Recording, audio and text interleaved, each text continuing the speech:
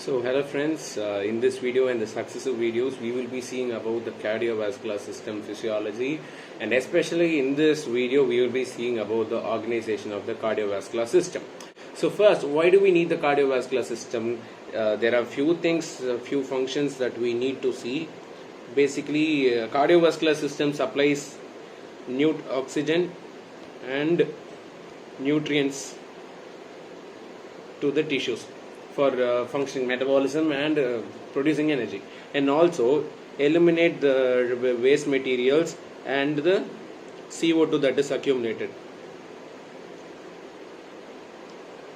Apart from this, the hormones are also transmitted, and apart from this we can also say that temperature maintenance and all those things are there. So after that we will say, after seeing the functions, we will see about the physical characters. Physical characters, we basically mean that the organization in CVS of the CVS is basically of two types. The first is the systemic circulation and the other is the pulmonary circulation. Pulmonary circulation is carried out by the right ventricle, and the systemic circulation is carried out by the left ventricle. Left ventricle pumps out the oxygenated blood into the tissues to supply oxygen, and also this was also called as the greater circulation because it supplies to a greater part of the body, all the tissues except lungs, including lungs, but not just for oxygenation. And pulmonary, these are supplied in the deoxygenated blood that goes to the lungs for oxygenation. After that we have a few namings. So basically, what are arteries? This cardiovascular system, the vessel system, is basically divided into the heart. Out from the heart comes the arteries, the main artery, aorta. After that, arteries, arterioles, capillaries, venules, and veins. So what are arteries? Arteries are basically structures which have a very thick wall, because the blood is pumped out at a very high pressure from the heart.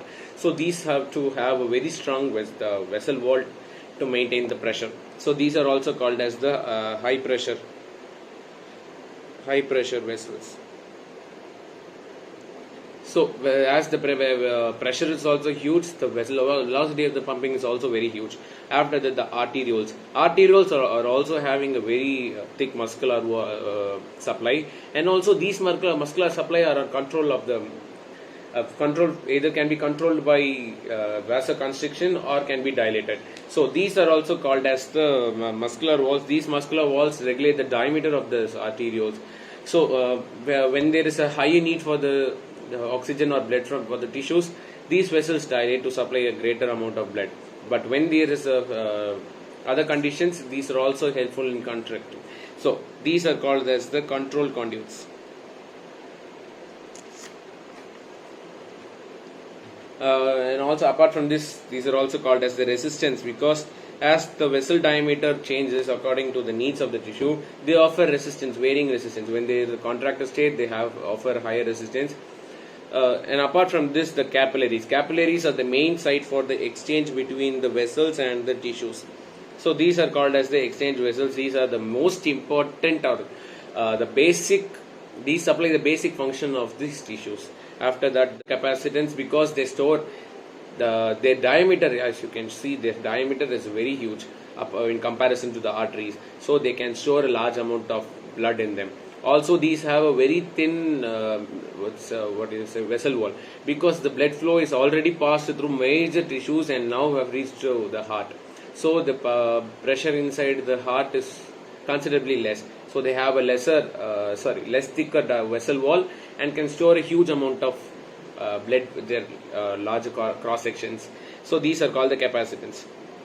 So the flow is like heart from their aorta, arteries, arterioles, and after the arterioles and the veins communicate through capillaries, where the capillaries will all things like oxygen, nutrients will come out of the capillaries at the sites of requirements. After that, the venules will come, the veins. After the superior vena cava and will be pumped, superior vena cava and inferior vena cava, it will be pumped back to heart. So after that, what we'll be seeing is distribution of blood.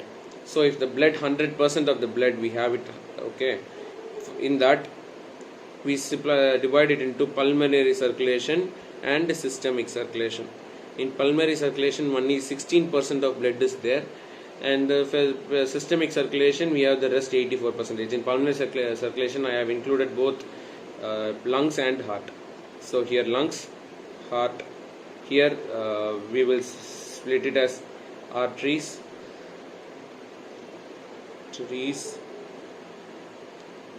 arterioles and capillaries, and here is the veins. So lungs, out of the 16%, it is that heart takes up 7%, uses 7% of the blood. Lungs uses the rest is 9%. And in the systemic circulation, it is that the arteries have the veins have the highest percentage of blood, because as I just said, they have a huge volume. They can store a huge volume of blood. Of the 84%, veins have a storage of 64%. Arteries will just have 13%. And the arterioles and the capillaries take up the use of 7% of the blood. So it is very surprising to see that capillaries, which serve the very important function, takes up just a small amount of blood. But remember, capillaries are present billions of numbers. After that, we will discuss about the cross-sectional area. Cross-sectional area also, if you see, capillaries will have the least, veins will have the highest cross-sectional area. I'm very sorry. So when you see the cross-sectional area, the arteries have the least cross-sectional area. The capillaries have a huge cross-sectional area to facilitate the transport, and after that, the veins are also having a huge cross-sectional area. That is why they store a large amount of blood. We will see a formula where what is flow by the area. What is flow? The volume of blood that passes cross section per minute. Volume per minute. What is this area? Just the area. So volume by area. Length cube by length square into, so divided by time. So it will be just length per time. What is this length per time? That is the velocity of the blood flow. So basically, velocity of the blood flow is equal to flow of the blood divided by area of cross section. And after that, we will see the pressures in various portions of the circulation. As you may know, the doctors usually check the pulse rate. Yes. So the artery system of systemic circulation, the arterial supply is pulsatile. That is, the pressure in the arteries basically change minute to minute, precisely from systole and diastole. The arterial pressure will be higher in the systole, where the blood is pumped out with a greater pressure from the heart, and will be lesser during diastole. So that is why in arteries, basically aorta, systemic will be 120 millimeter Hg mercury. During the systole, the pressure will be 120, and during diastole, it will be 80. So giving an average of 100. The pulmonary circulation will also be pulsatile, because it is also pumped from the heart in the ventricles. But just that the pressure will not be high, because the left ventricle has to pump out blood to so many organs. We just saw 84%, but right ventricle does have to supply only lungs. So their pressure will be pulsatile, but not this much. So the systemic circulation will be systole pressure will be 25 millimeters of mercury. Diastole will be 8, giving an average of 16. But we have just saw about the arteries, the pulmonary arteries and the aorta. But what about the vena cava, superior vena cava and inferior vena cava? These have zero. It is said that superior vena cava and inferior vena cava have zero pressure, because the blood that is coming is already very slow. It is not under any push or pull or something like that. So it is that the blood pressure here is very low. And finally, after seeing the physical functions, physical characteristic and the blood distribution, the basic principles. What are the basic principles?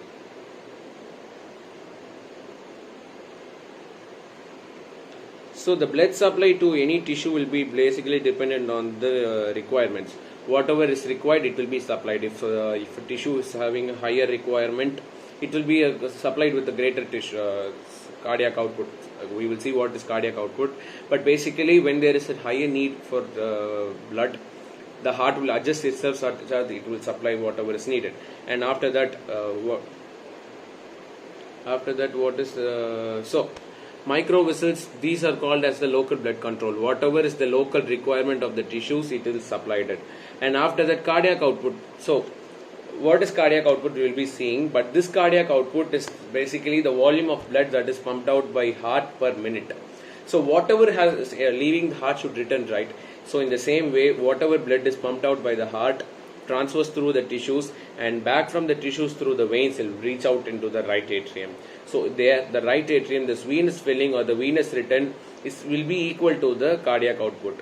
This is another. So whatever is coming, the heart will pump its adjust itself so that it will pump whatever is coming inside.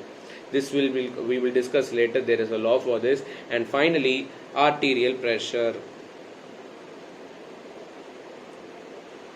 Our body has a very good regulation mechanism so that it can adapt to changes that happen in our cardiovascular system. When there is a drop in the arterial pressure, the body will make adjustments so that it will bring up the arterial pressure.